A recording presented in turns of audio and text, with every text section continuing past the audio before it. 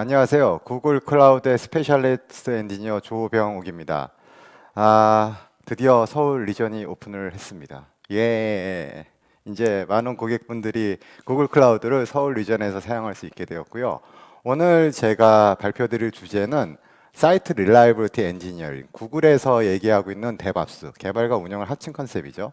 그거를 어떻게 적용을 할 수 있는지 에 대한 개념적인 내용뿐만 아니라 이거를 실제로 구현할 때 사용할 수 있는 구글 클라우드의 데브옵스 툴인 스택 드라이버에 대해서 설명과 함께 이따가 핸즈온 데모까지 같이 보여드리도록 하겠습니다. 일단은 데브옵스의 개념에 대해서 먼저 알아봐야 되는데요. 일반적인 개발에서 보면은 개발팀과 운영팀이 나눠져 있는 상태로 개발과 운영을 하게 됩니다. 이게 어떤 문제를 일으키냐면은 개발팀은 열심히 이제 개발을 합니다. 개발을 해서 운영팀에 넘겨서 배포해주고 운영 잘해주세요 그러는데 장애가 나죠. 그죠? 운영팀 분들이 이제 열심히 이제 배포해놓고 집에 가셔서 아침에 가셔서 이제 주무실 때 되면은 그때 꼭 장애가 나요. 왠지 모르겠지만. 그러면 이제 개발팀 입장에서 어떻겠어요? 속상하잖아요. 속상하니까는 이제 운영팀이 뭔가 해달라 그러는 걸 잘 안 들어주게 돼요. 예를 들어서 이렇게 하면 운영을 더 잘할 수 있을 것 같은데 개발팀 이것 좀 고쳐주세요 그러면은 개발팀이 자꾸 장애 내니까는 우리는 니네 믿을 수 없으니까는 뭐 안 해줄까 그런 식으로 되거든요. 그래서 개발팀과 운영팀이 점점 사이가 멀어져요. 그러다 보니까 전체 개발의 스피드가 느려지는 단점을 가져가게 되죠. 그래서 이런 문제를 해결하기 위해서 개발과 운영을 합치는 모델을 데브옵스라고 합니다. 하나의 팀 안에 돼 있으니까는 서로 이제 헤게모니가 없는 거죠. 같은 팀이니까 같이 이제 협업해서 잘 하자라는 컨셉으로 시작하는 게 이제 데브옵스의 컨셉이라고 보시면 되는데요. 저도 이 데브옵스 모델을 상당히 오래전부터 고민을 했어요. 이게 나오고 나서 이런 모델을 쓰면 좋겠다 해가지고 어떻게 적용이 되고 있을까 사례들을 많이 찾아봤는데 되게 재밌는 사례를 많이 봤어요. 개발하고 운영이 있는데 데브옵스 팀을 새로 만듭니다. 아니 개발하고 운영을 합쳐야 되는데 왜 새로 만들지? 에 대한 퀘션 마크도 있었고 그리고 어떤 팀은 개발팀이 있고 데브옵스 팀이 따로 있어요. 이건 왜 그러지? 하고 생각을 했는데 가보니까 운영팀이 데브옵스라는 이름으로 간판만 바꿔달았어요.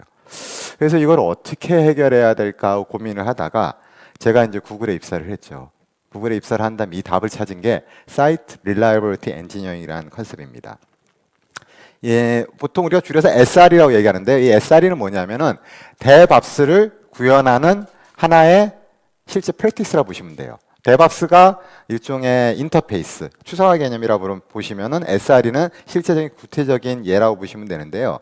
그럼 이 SRE는 어떻게 작동을 하느냐에 대한 이제 기본적인 프린서플이라고 그러죠. 기본을 보게 되면은 첫 번째는 무조건 데이터 포인트 위주로 의사결정을 합니다. 데이터가 없는 것까지는 의사결정을 하지 않아요. 이 서비스의 퀄리티, 이 서비스가 버는 돈, 이 서비스의 응답 시간 이런 지표를 가지고 모든 디시전 메이킹을 하도록 되어 있고요. 두 번째는 유저 센트릭입니다. 유저 센트릭이라는 말은 뭐냐면은 모든 유저의 의견이 옳다는 데서 시작을 합니다. 하나의 실예를 들어보게 되면은 유저가 우리 시스템이 느려요 하고 댓글을 달았어요. 그러면 이제 어떻게 되죠? 운영팀이 시스템을 실제 모니터링 하게 됩니다. 모니터링 하면 보통 지표들은 문제가 없어요. 또는 로그에도 상당히 깨끗하죠. 그럼 이제 이렇게 보고를 하죠. 우리 로그는 문제가 없고 시스템은 문제가 없습니다 라고 보고하는데 그게 잘못된 접근 방법이라는 거예요. 일반적인 유저 센트릭의 접근 방법은 우리 시스템 지표가 문제가 없다 그래도 유저가 시스템이 문제가 있다고 얘기를 하면은 문제가 있는 시스템입니다. 우리 모니터링 시스템이 잘못된 거고요. 그러면 그거를 찾는 쪽으로 어프로치를 하는 거죠. 세 번째는 이제 블레임리스 컬처라는 거하고 쉐어 리스폰서빌리티라는 개념이 있는데 이미 많이들 들어보셨을 거예요. 장애가 났을 때 장애가 난 원인이 되는 사람에 대해서 블레임하지 않는다, 탓하지 않는다라는 컨셉인데 그렇게 생각하시면 되게 작은 범위예요. 개발자를 블레임하지 않는다, 운영자를 블레임하지 않는다, 운영팀을 블레임하지 않는다. 그건 기본으로 까는 거고요. 쉐어 리스폰서빌리티는 운영팀이나 개발팀, 엔지니어링 팀뿐만 아니라 좀 더 넓은 범위에 생각을 합니다.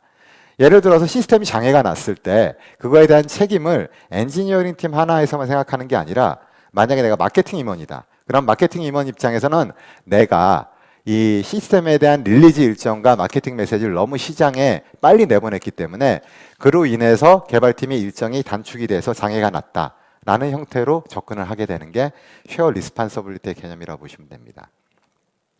지금 말씀드린 거는 이제 기본적인 원칙에 대해서 말씀드린 거고요. 이거를 디테일하게 어떻게 구현하는지 디테일 레이어로 내려가게 되면 크게 5가지의 카테고리에 걸쳐가지고 일을 하게 되는데요. 첫 번째는 매트릭 앤 모니터링이라고 하죠. 이건 뭐냐면 시스템에 있는 모든 지표들을 매트릭화, 수치화해가지고 모니터링하는 개념이고요. 두 번째는 캐파시티 플래닝이라고 합니다. 용량 확보 계획이라고 하는데요. 여러분들의 비즈니스가 올라감에 따라서 우리의 서버가 얼마나 더 많이 필요할지, 그리고 스토리지가 얼마나 더 많이 더 필요할지를 미리 예측하고 거기에 대해서 플래닝을 하는 거죠. 이게 왜 중요하냐면은 예전 같은 온프렘 인프라스트럭처에서는 서버를 돈 주고 사야 됐어요. 여러분들이 서버를 발주를 하게 되면은 그게 이제 보통 짧으면 2달, 길면 6개월 정도 걸리기 때문에 미리 필요한 용량을 예측을 해서 발주를 넣어야 되고요. 클라우드는 미리 발주를 넣을 필요는 없죠. 근데 이게 왜 필요하냐면은 여러분들이 볼륨을 예측할 수 있으면은 계약을 하실 때 그냥 온디맨드로 페이 에즈 유고로 그냥 돈을 내고 쓰시는 게 아니라 선계약을 할 수가 있어요. 선계약을 하시게 되면 그만큼 디스카운트를 받을 수가 있죠. 그렇기 때문에 캐파시티 플래닝이 대단히 중요하고요. 체인지 매니지먼트는 시스템의 변화를 가한다는 개념인데 쉽게 생각하시면은 시스템에 대한 배포를 생각하시면 돼요. 배포를 어떻게 할 건지, 릴리즈를 어떻게 할 건지 거기에 대한 거고요. 이머전시 리스폰스라는 거는 뭐냐면은 시스템이 운영하다가 장애가 났을 때 이거에 대한 어떻게 대응을 할 것이냐에 대해서 이 4가지 측면에 대해서 엔지니어링 측면으로 접근하는 게 SR이고요. 그리고 마지막으로 하나, 컬처에 대한 부분을 SR이, 시스템 운영 엔지니어가 주도권을 칩니다. 이거를 이 SRE 문화를 회사 전반적으로 어떻게 잘 전파시킬 것인가에 대해서 멘토링도 하고 시스템도 만들고 그런 문화적인 바닥을 까는 게 가장 큰 역할 중에 하나라고 할 수 있습니다. 몇 가지 내용을 좀 조금씩만 디테일하게 보면요, 오늘 시간 관계상 전체는 볼 수는 없고요. 일단 모니터링하고 알러팅 시스템에 대한 부분에 보면은 첫 번째는 일단은 모든 지표를 모니터링해야 돼요. 그럼 이걸 어떤 지표를 어떤 뷰에서 볼 것이냐, 이건 제가 이따가 잠깐 좀 상세하게 설명드릴 거고요. 그리고 이런 거를 전부 다 자동화해야 되고, 마지막으로 이런 지표를 가지고 모니터링뿐만 아니라 시스템 장애가 생겼을 때 또는 장애의 전조가 있었을 때 알러팅을 줌으로써 운영팀이 사전 대응할 수 있는 찬스를 마련해 줄 수 있는 준비가 되어야 합니다. 그리고 체인지 매니지먼트는 배포예요. 배포인데 좀 재미있는 수치가 있습니다. 70% 정도의 시스템 장애는 배포 과정에서 일어나요. 배포 과정 중에서도 특히 사람이 하는 배포에서 일어납니다. 그럼 사람이 하는 배포에서 문제가 일어난다. 그럼 이거 어떻게 고치면 되죠? 사람이 안 하게 하면 되잖아요. 사람이 안 하게 하면 어떻게 하면 되죠? 자동화를 시키면 됩니다. 그래서 많은 기업들이 오토메이션 얘기를 많이 하는 게 물론 효율화 측면도 있지만 시스템 안정성 측면에서 대단히 좋은 베네핏을 제공할 수 있습니다. 자, 그럼 제가 몇 가지를 봤는데요. 그러면은 그 중에서 모니터링, 매트릭 부분에서 이걸 우리가 어떻게 메저먼트 할 건지, 측정할 건지에 대해서 방법론을 좀 한번 소개해 드릴 텐데요. 구글의 SRE 하면은 가장 많이 검색이 되고 사람들이 알고 싶어 하는 게 SRI 그리고 SLO 이 2가지입니다. SLI란 무엇이냐면 여러분들이 어떤 지표로 시스템을 모니터링 할 것인가에 대한 내용이에요. 예를 들어서 API 시스템 같은 경우에는 레이턴시, 응답 시간을 볼 수 있고요. 또는 API의 에러 레이트, LOE를 볼 수 있고, 스루풋, 초당 처리량 같은 것도 볼 수 있고요. 그리고 스토리지 시스템 같은 경우에는 듀러러블리티라고 해서 데이터가 삭제되지 않고 안전하게 보장되어 있는 보장성을 보게 됩니다. 그럼 이런 지표들이 상당히 많은데 그럼 내 시스템에 어떤 지표를 정의해야 될까? 라는 의문이 생길 수가 있는데 이게 일종의 패턴처럼 있습니다. API 시스템, 빅데이터 시스템, 그리고 스토리지 시스템, 머신러닝 시스템 각각에 걸쳐서 일종의 패턴이 있는데요. 우리가 가장 많이 이제 개발하는 시스템 중에 하나가 유저 페이싱 시스템, 일종의 API 시스템이나 웹서버라고 생각하시면 돼요. 웹서버 같은 경우는 가용성, 그리고 응답 시간, 초당 처리량, 스루풋이죠. 이런 걸 주로 많이 보게 되고요. 머신러닝 시스템은 뭐 다른 지표들도 있지만 좀 재미있는 지표는 머신러닝 알고리즘을 돌려서 예측을 했을 때 예측 정확도, 어큐러시라고 그러죠. 요거를 많이 보고요. 그리고 트레이닝 타임. 머신러닝 모델을 이제 학습시키려면은 많은 시간이 들어가거든요. 그러면 이 시간을 얼마나 짧게 만들 것이냐에 대한 KPI가 있기 때문에 이런 걸 측정하는 트레이닝 타임을 SRI로 잡기도 합니다. 그럼 이 SRI를 어떻게 표현해야 될 것이냐? 여러분들이 지금 막 응답 시간 지표를 수집을 했어요. 그럼 그걸 다 일일이 나타낼 것이냐? 그렇게는 안 하시죠. 1분당 10,000건, 10만 건, 100만 건의 콜이 들어오면 그거를 다 일일이 지표로 각각 다 100만 건을 볼 수 없잖아요. 그럼 어떻게 하죠? 어그리게이션, 합치죠. 보통 쓰는 게 뭘 많이 쓰죠? 평균값을 많이 씁니다. 근데 평균을 쓸 수도 있겠지만은 지표마다 쓰는 방법이 틀려요. 예를 들어서 에러가 난다. 또는 유저가 가입을 한다. 그럼 가입에 대한 카운트, 썸 값을 보게 되죠. 그래서 이렇게 여러 개의 값들을 합쳐주는 방법, 평균이나 썸이나 또는 메디안 값 이런 값들을 써서 합쳐주는 방법을 어그리게이션이라고 합니다. 그럼 이 어그리게이션 하게 되면 문제가 뭐냐면 값들이 특히 아웃라이어 값들이 묻히게 돼요. 무슨 얘기냐면은 평균 응답 시간을 보면은 평균 값은 볼 수 있지만은 아주 느리게 들어온 게 있을 수가 있거든요. 근데 그런 거는 평균 값에 묻혀버려요. 그럼 이런 걸 어떻게 잡아내느냐? 이런 거를 잡아내는 방법을 퍼센타일 기법이라고 그래요. 이 여기 이제 대시보드를 보시면 아시겠지만은 이 오른쪽에 대시보드를 보시면은 50% 구간이 이렇게 쭉 있죠. 이게 이제 보통 메디안 값이라도 평균 값이에요. 보통 보시면 응답 시간이 지금 50ms 이렇게 나와요. 근데 시스템에 문제가 생기는 건 어디서 생기냐면은 끝에 소수의 유저가 늦은 응답 시간을 받는 경우가 있어요. 그래서 그런 거를 95% 늦게 들어온 거, 99% 늦게 들어온 쪽을 모니터링해서 보면은 여기 그래프 끝에 보시면 이렇게 튀죠. 그죠? 그래서 이런 롱테일 부분에 문제가 많기 때문에 모니터링 지표는 이 어그리게이션 값, 평균 값만 보고 모니터링 하는 거는 별로 좋지 않고요. 그래서 이 퍼센타일 기반으로 해서 50%, 95%, 99%세 가지 구간을 같이 보시는 게 좋습니다. 만약에 회사에 대시보드가 있고 모니터링 시스템이 있는데 대시보드가 이 퍼센타일의 개념을 적용하고 있으면 되게 잘 된 거예요. 박수 줘야 돼요. 만약 CTO님들 보고 계시면 그분들 이제 월급도 좀 올려주시고요. 자, 그러면 이제 이런 거를 어그리게이션이나 아니면은 이제 퍼센타일 기법으로 해서 이거를 모니터링을 했을 때 그러면 우리가 예를 들어서 초당 응답 시간의 의미가 어떻게 될 것이냐에 대해서 서로 컨센서스 동의를 이뤄야 돼요. 이게 생각보다 복잡하거든요. 초당 응답 시간 하면 그 시간 1초, 초가 딱 튀는 순간에 응답 시간을 재지는 않아요. 보통 이제 그 초를 기반으로 이 시간을 기반으로 해서 그 시간 기반에 10초 전까지의 응답 시간을 합해서 보여준다거나 그리고 응답 시간의 개념이 뭐지? HTTP 게시인가? 포스트인가? API의 응답 시간인가? 웹사이트의 리스폰스 타임인가에 대해서 다 이해도가 다를 수가 있거든요. 요거를 잘 맞춰놓지 않으면 무슨 일이 생기냐면은 여러분들이 여러 부서 사람들하고 회의를 할 수가 있어요. 디자인팀, CFO, 마케팅팀, CEO분도 있죠. 근데 응답 시간 얘기하는데 응답 시간에 대한 이해도가 다 틀릴 수가 있어요. 그래서 이 응답 시간에 대한 데피니션을 제대로 정해놓는 거를 스탠다라이즈드 인디케이터라고 합니다. 그래서 예를 들어보면 이런 식으로 돼요. 1분 단위로 수집을 하는데 어디서? 모든 리전에 있는 클러스터에서. 글로벌 시스템 같은 경우에 리전이 여러 개 있겠죠. 프리퀀시네. 이게 이제 10초 단위로 수집을 하는 거고요. 요거는 average over 1 minute, 10초 단위로 하는데 지금 시간을 기준으로 해서 1분 전에까지에 대한 평균을 구하는 거고 어떻게 구하냐? HTTP get으로 구하는 거고 이거는 어떤 식으로 구하냐? 모니터링 시스템에서 가져온 지표를 기준으로 한다.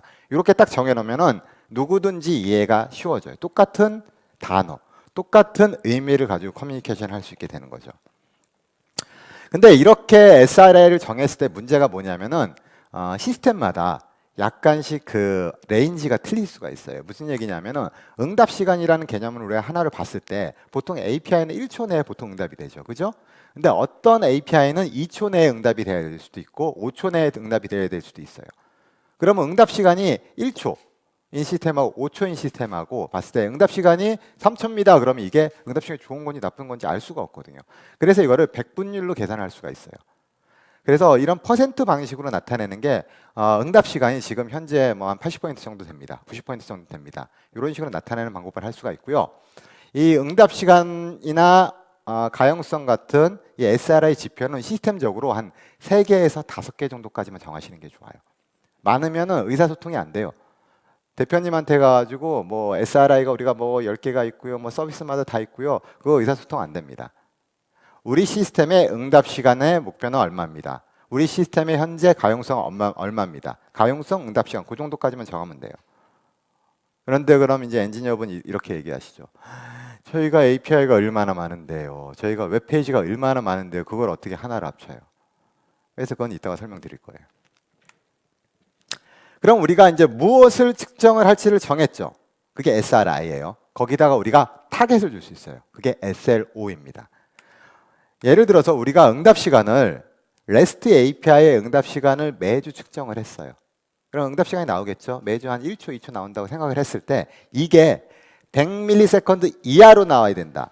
100ms라는 기준점이 타겟이 되는 거고요. 이 100ms가 들어간 타겟이 되는 값을 있는 걸 우리가 SLO라 그럽니다. 그럼 SLO는 어떻게 정할 것이냐? 이거는 뭐 답이 없습니다. 그냥 잘 정하시면 돼요. 근데 기본 원칙은 유저가 행복해야 돼요. 어떻게? 유저 행복한 걸 어떻게 해야 알아? 댓글 보면 알아요. 댓글 보면은 시스템이 요새 느려졌어요. 그러면 이제 뭔가 안 좋은 신호가 오는 거고 그럼 SOL을 조정을 하셔야 돼요. 아니면 그 사장님 친구분이 항상 먼저 제일 아세요. 뭐 시스템이 느려지잖아요. 우리 모니터링 시스템보다 먼저 사장님한테 전화를 하세요. 그분은 뭐 하시는 분인지 모르겠지만 제가 이제 실제로 많이 겪었거든요. 물론 구글 입사잖아요. 그러면 제가 농담처럼 얘기한 것 같은데 사실은 유저의 피드백이 되게 여러 군데에서 들어와요. 실제로. 댓글, 커스터머 서포트 채널, 우리 사장님 친구분들 이렇게 들어오는데 그럼 이거 어떻게 잡아야 되느냐? 처음에는 루즈하게 시작하세요. 우리 시스템은 우리는 엔지니어링 능력이 좋으니까는 200ms 이하로 레이턴시를 잡겠어. 그러면 같이 다 이제 힘든 길을 가야 되는 거고요. 처음엔 루즈하게 잡으세요. 그리고 매트릭이 잘 안정화되고 모니터링 되기 시작하면서부터 그거를 조금씩 다음 목표를 정해서 단계적으로 나가는 겁니다. 그리고 처음부터 이거를 뭐 SLO하고 SRI를 다 멋있게 정해야 되겠어라고 생각하지 마세요. 퍼펙션, 완벽이라는 건 없어요. 이거는 하나씩 단계적으로 해가면 조직에 맞게 우리 시스템 구조에 맞게 하나씩 성장을 시켜 나가야 되는 겁니다. 이런 SRI하고 SOL에 대한 개념을 알았으면 우리가 실제로 실 업무에 어떻게 적용할지 한번 예를 보면은요. 이게 여러분들이 보시는 일반적인 시스템 구조예요. 모바일 어플리케이션 백엔드 API 서버가 있고요. 웹사이트 보통 있고 뒤쪽에 이제 각각의 마이크로 서비스들이 있는 구조가 되죠. 아까 이제 제가 말씀드렸던 여러 개의 서비스들이 있는데 이걸 어떻게 측정을 해요? 에 좀 연관이 되는 건데요. SLI는 보통 유저 전이 있죠. 사용자가 로그인을 한다. 사용자가 물건을 구입한다. 사용자가 검색을 한다. 이런 유즈 케이스 하나 단위로 SRI를 정하는 게 좋아요.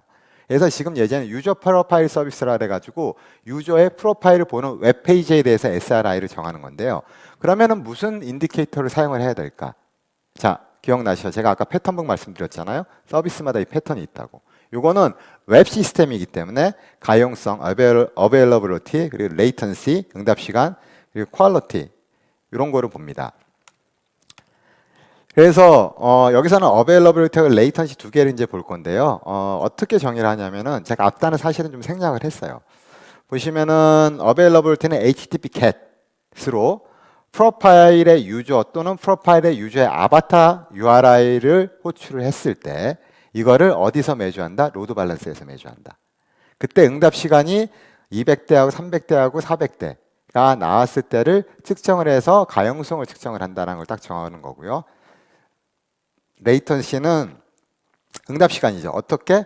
유저의 프로파일의 유저의 프로파일 아니죠. 프로파일의 유저에 대한 응답 시간을 측정을 하는 건데 전체 응답 시간이 X 미리세컨드 이하에 되고 측정 포인트는 어디? 로드 밸런스에 측정한다. 이게 되게 중요한데 측정 포인트를 측정하는 게 되게 중요한데요. 누구는 로드 밸런스에서 하는 사람이 있고 누구는 API 서버에서 하는 사람이 있고 하물면은 저기 클라이언트에서 하는 사람도 있어요. 그럼 이게 의미가 다 틀려져요. 그렇기 때문에 이런 식으로 정의를 하시면 돼요. 그래서 결과적으로는 SLO가 템플릿식으로 이런 식으로 나옵니다. 유저 프로파일은 가용성은 99.95%를 제공을 해야 된다. 며칠 동안? 한 달 동안. 그리고 레이턴시 응답 시간은 한 달 동안 들어온 응답들의 90% 이상이 500ms 내에 들어와야 된다. 이렇게 정의가 돼야 됩니다. 참 쉽죠, 그죠? 하시면 돼요. 그리고 이제 좀 컴플렉스한 서비스는 아까도 말씀드렸듯이 특히 마이크로 서비스 같은 경우는 너무 그 API 종류가 많아가지고 각각의 SRI를 정하기 힘들어요. 그럼 어떻게 돼야 되나요? 합치면 돼요. 어떻게? 이제 구글 플레이라는 라는 서비스를 보시면 플레이 스토어 다 쓰시잖아요. 거기 보면 보통 대표적인 기능이 홈, 서치, 카테고리, 디테일 이렇게 있어요.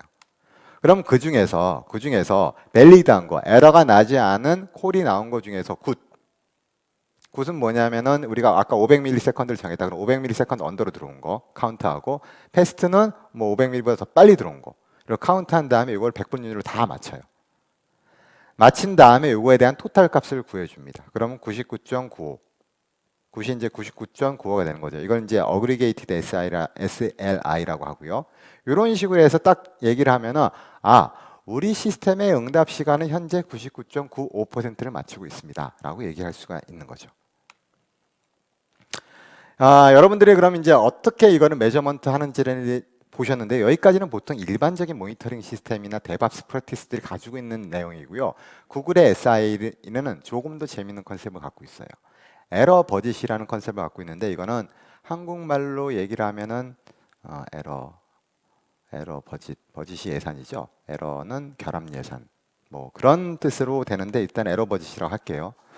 에러 버짓은 뭐냐면은 장애가 허용되는 시간이라 보시면 돼요. 예를 들어서 우리가 가용성을 99.5%로 만들었다.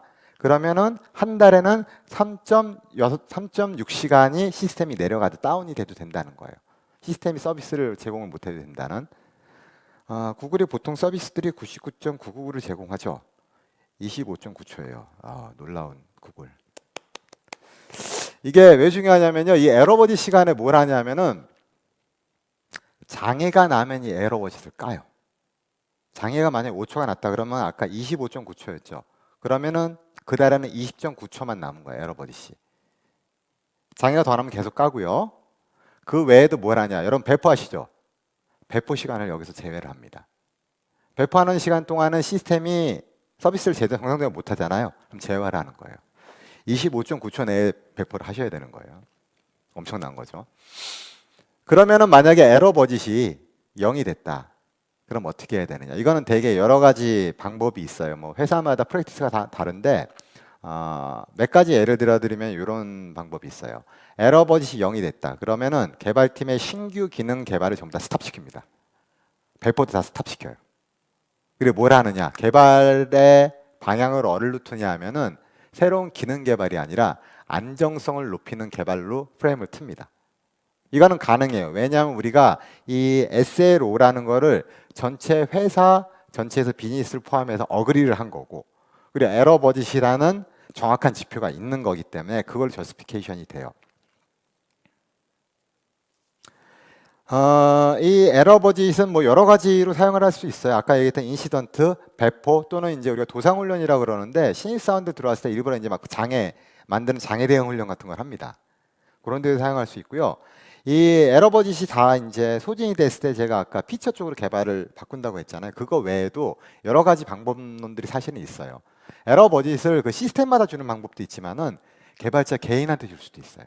개인한테 준 다음에 그 개발자가 커밋한 코드가 장애가 나잖아요. 그러면 에러 버짓을 깝니다. 까서 0이 되면은 어떻게 되느냐? 퇴사시키거나 그러지는 않아요. 어떻게 하냐면은 코드 리뷰를 합니다. 아주 빡세게, 아주 힘들게. 이거 실시간이죠. 빡세게는 아니고 이제 되게 힘들게 해요. 그렇기 때문에 개발자들이 코드에 대한 품질도 올라가고, 반대로 에러 버짓에 대해서 갖고 있기 때문에 마음적인 안정감이 생겨요.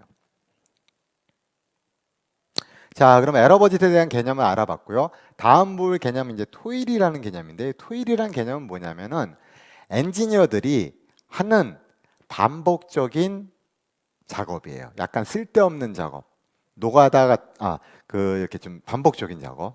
이 오피셜한 얘기를 그 멘트를 써야 되는데, 그렇다고 해서 이게 뭐 여러분들이 경비 처리하는 거나 그런 거는 토일이라고 하지 않아요. 시스템 개발과 운영에 관련된 거를 토일이라고 합니다. 대표적인 게 장애 처리가 토일이고요. 그리고 다른 거로 볼 수 있는 거는 배포. 배포인데 자동화되지 않고 사람이 매뉴얼로 하는 배포. 그것도 토일이라 그래요. 그럼 이게 되게 재밌는데 구글에도 보면은 개발팀이 있고 SRE 팀이 따로 있어요. 데밥스는 개발하고 운영을 합치는 건데 왜 구글도 개발팀하고 SRE 팀이 따로 있지? 이게 무슨 컨셉이냐면은 개발이 데밥스를 하려고 그러면은 밑에가 플랫폼화가 돼야 돼요. 여러분 어플리케이션을 배포할 수 있는, 런할 수 있는 런타임 시스템, 예를 들어서 쿠버네티스 같은 컨테이너, 그리고 CI/CD, 모니터링, 로깅 시스템 같은 게 딱 준비가 돼야지 개발팀이 데밥스를 하면 자동화를 기반으로 스스로 개발과 운영을 할 수 있는 거지 맨땅에 그걸 처음부터 다 올릴 수가 없거든요. 그래서 SRE 팀이 무엇을 하냐면 신규 서비스가 나오면은 이 밑에 자동화 플랫폼을 만드는 작업을 합니다. 그렇게 해서 이걸 3년, 4년, 5년 해가지고 결과적으로는 이 SRE 팀이 빠지는 거를 목표로 해요. 사실은 빠지지는 못해요. 근데 이제 인원수를 줄여가죠. 그럼 이걸 어떻게 측정을 할 것이냐? 그게 가장 좋은 게 토일이에요. 엔지니어들이 이 자동화되지 않는 작업에 투여되는 시간을 측정을 해서 그걸 점점 자동화시키면 토일을 줄입니다. 이 그래프 보시면은요. 이 운영 엔지니어가 일단 서비스 A에 대해서 토일에 들어가는 시간이 한 40% 정도 됐어요. 근데 자동화가 되면서 점점 이제 서비스 A에 대한 운영을 할 시간이 별로 필요 없게 되죠. 그럼 서비스 B를 맡아요. 우리가 A를 맡고요. 이런 식으로 줄여가면서 시스템을 점점 자동화시키는 거를 메저먼트, 측정할 수 있어요. 그러면 이제 토일을 줄여야 되니까 모든 걸 다 자동화해야 되겠구나 라고 생각하실 수도 있는데 그건 아니에요. 왜냐하면은 매뉴얼로 하는 게 더 효과적인 작업이 있을 수도 있어요. 예를 들어서 1년에 한두 번 배포하는데 한두 번 뭐 패치하는데 그걸 자동화하겠다. 근데 자동화하는 시스템을 만드는데 한 달이 걸려. 근데 배포 1년에 두 번 하는데 이틀이면 할 수 있어. 뭐가 이득이에요? 자동화 안 하는 게 낫겠죠. 그래서 그럴 때는 자동화를 안 하는 겁니다. 그래서 가장 건강한 거는 토일 한 30%에서 50% 정도 유지해 주시는 게 좋아요. 그럼 이제 얘기를 합니다. 이 토일을 측정을 해야 되겠구나. 토일을 측정을 하려고 그러면 엔지니어들이 뭘 하는지 알아야 되겠구나. 잘 됐다. 이제부터 일일 업무 보고를 쓰세요. 이렇게 가면 안 돼요. 이건 좋지 않아요. 그럼 어떻게 해야 되냐면은 사실은 뭐 버그 트래킹 시스템이나 아니면 이런 뭐 태스크 트래킹 시스템을 통해서 할 수도 있는데 어려운 점도 되게 많거든요. 이거를 애자일 방법론, 스크럼 방법론 같은 데 보면 되게 재밌는 프랙티스가 있는데 스크럼 방법론 보면은 우리가 기능을 정의를 하죠. 유저 스토리라고 해서 뭐 로그인 또는 검색 뭐 그런 기능을 정의를 하잖아요. 그럼 그게 얼마가 걸릴지를 우리가 예측하는 방법론이 있어요. 이거를 스토리 포인터 포카라고 그러나 하여튼 뭐 포카라고 그래요. 이게 뭐 어떻게 하는 방식이냐면은 자 유저 로그인을 만들어야 됩니다. 이게 며칠 걸릴 것 같아요 하고 개발자하고 운영팀 딱 모아놓고 포카 카드처럼 여기 딱 꺼내요. 그럼 어떤 사람은 1일, 어떤 사람은 3일, 어떤 사람은 5일 그런 식으로 얘기하거든요. 그럼 그게 이제 맞춰질 때까지 계속 그거를 하는 방법론이 있어요. 그렇게 하게 되면 이게 한 두 사이클 정도 해보면은 상당히 성숙이 돼가지고 정확도가 꽤 올라가요. 그 개념 여기도 쓸 수 있거든요. 예를 들어서 배포, 매뉴얼로 우리가 배포하는데 얼마 걸려야 하고 각각 사람들한테 물어보면 기준치가 틀려가지고 잘 안 돼요. 근데 모아놓고 이 포인트 포카 방식으로 하게 되면은 처음엔 잘 안 돼요. 근데 이게 이제 몇 번을 하게 되면은 예를 들어서 한 달에 너 배포 업무 얼마나 해? 그러면은 나는 하루, 너는 이틀 뭐 그렇게 하는데 해보니까 보통 한 3일 정도 걸리는 거 맞는 것 같지? 그런 식의 시나리오가 그려져요. 그렇게 해서 그거를 매번 주기적으로 측정을 하면 토일을 매니지먼트 할 수 있게 됩니다.